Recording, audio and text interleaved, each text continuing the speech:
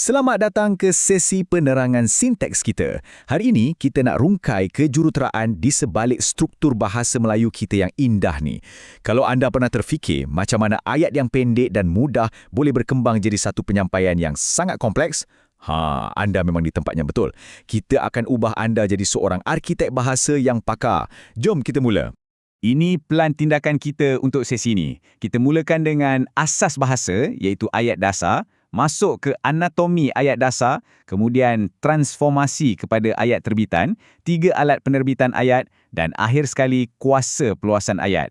Laluan kita cukup jelas, dari bahan mentah linguistik yang paling asas, sampailah ke pembinaan pencakar langit komunikasi yang serba kompleks. Bahagian 1, asas bahasa, ayat dasar. Jom kita teliti lapisan tapak komunikasi yang paling mutlak. Sama macam setiap bangunan hebat yang bermula dengan tapak asas yang kukuh dan tak goyah, setiap pemikiran kompleks dalam bahasa Melayu bermula dengan ayat dasar. Ia adalah unit bahasa lengkap yang bertindak sebagai asas mutlak untuk kita bentuk apa jua ayat lain. Seterusnya, bahagian 2, anatomi ayat dasar. Kita selami sikit pelan binaan blok asas ni untuk tengok macam mana ia berfungsi. Seni bina dekat sini sebenarnya sangat ringkas dan elegan. Ia cuma perlukan 2 blok binaan yang diletakkan bersebelahan secara seimbang, bahagian subjek dan bahagian predikat. Itu je. Secara fitrahnya, ayat asasnya ada ciri-ciri spesifik. Ia sentiasa dalam bentuk tunggal, menggunakan ragam aktif dan kekal dengan susunan biasa, iaitu subjek di depan dan predikat di belakang. Ia juga sejenis ayat penyata. Tapi titik paling penting untuk anda ingat ialah, ayat dasar ni memang dicipta untuk boleh diperluas. Cuma tengok bahan mentah yang cantik ni. Ali membaca buku. Perkataan Ali tu berfungsi sebagai blok subjek kita, manakala membaca buku pula bertindak sebagai blok predikat. Sangat jelas dan mudah difahami kan? Sekarang kita masuk bahagian 3, transformasi kepada ayat terbitan. Persoalannya, macam mana kita nak evolusikan bahan mentah yang asas tadi tu jadi sesuatu yang jauh lebih dinamik? Melalui prinsip kejuruteraan linguistik, kita ubah blok asas tadi menjadi ayat terbitan. Maksudnya, struktur ayat tu diubah daripada ayat dasar melalui proses penerbitan tertentu. Inilah yang membolehkan kita cipta penceritaan yang menarik dengan pelbagai bentuk dan struktur.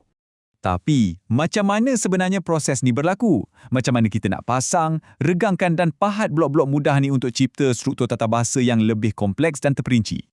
Ini membawa kita ke bahagian 4. 3 alat penerbitan ayat. Tiba masanya untuk kita buka kotak alat pembinaan kita. Ada metodologi yang sangat berkuasa di sini. Langkah pertama, pengguguran. Langkah kedua, penyusunan semula. Dan langkah ketiga, peluasan. Kita boleh pahat buang lebihan ayat guna kren untuk alihkan kepingan atau guna simen untuk tambah sambungan baharu. Alat kita yang pertama ialah pengguguran. Ibarat pahat, alat ni agak agresif. Kita gunakannya untuk hilangkan atau buang unsur-unsur tertentu daripada ayat supaya ia jadi lebih ringkas, padat dan tajam. Perasan tak? Bila kita gugurkan je perkataan tabiat, di bahagian subjek tu, ayat tu serta-merta jadi lebih direct dan tajam tanpa menghilangkan walau sedikit pun makna asalnya. Memang mantap. Seterusnya, alat kedua, iaitu penyusunan semula. Ini macam kren pengangkut kita. Ia mengubah kedudukan unsur-unsur asas demi menukar titik fokus dan struktur ayat, yang selalunya melibatkan pertukaran daripada ragam aktif kepada pasif. Tengok macam mana bila kita tukar kedudukan subjek dan predikat, keseluruhan rasa ayat tu berubah. Daripada penceritaan aktif tentang Ali, ia sekarang beralih kepada fokus yang pasif ke atas buku tu sendiri. Alat terakhir kita, peluasan. Ini umpama simen dan batu bata. Kita tambah elemen baharu untuk regangkan ayat mudah kita dan jadikannya struktur yang lebih besar serta kompleks. Asalnya cuma Ali membaca buku. Tapi dengan hanya menampal frasa di perpustakaan kat hujung tu, kita terus kembangkan ayat asas untuk bagi konteks dan perincian yang sangat kritikal pada pendengar. Memandangkan peluasan ni sangat berkuasa, kita fokuskan ia di bahagian kelima, kuasa peluasan ayat. Jom tengok dengan lebih terperinci. Rupa-rupanya ada 4 cara berbeza untuk kita gunakan simen ni. Pertama, perluasan frasa nama sebagai subjek. Kedua, frasa predikat. Ketiga, guna kata hubung. Dan keempat, proses komplementasi. Ini semua membolehkan kita bina pelbagai jenis ayat majmuk. Lihat betul-betul kuasa perkataan yang.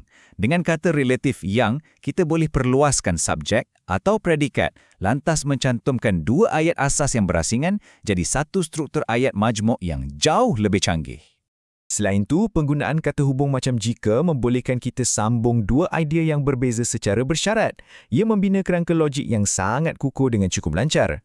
Dan kaedah terakhir, komplementasi. Cara ni menggabungkan kenyataan dan persoalan. Tengok ayat ni.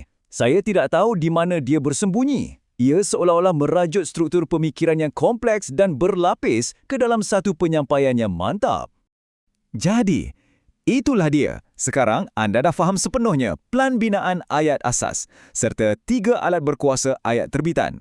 Anda bukan sekadar bercakap bahasa Melayu lagi tahu. Anda kini sedang mengenjurutera bahasa itu. Persoalannya, dengan pahat, kren dan batu bata linguistik di tangan anda sekarang, apakah karya menakjubkan yang akan anda bina seterusnya?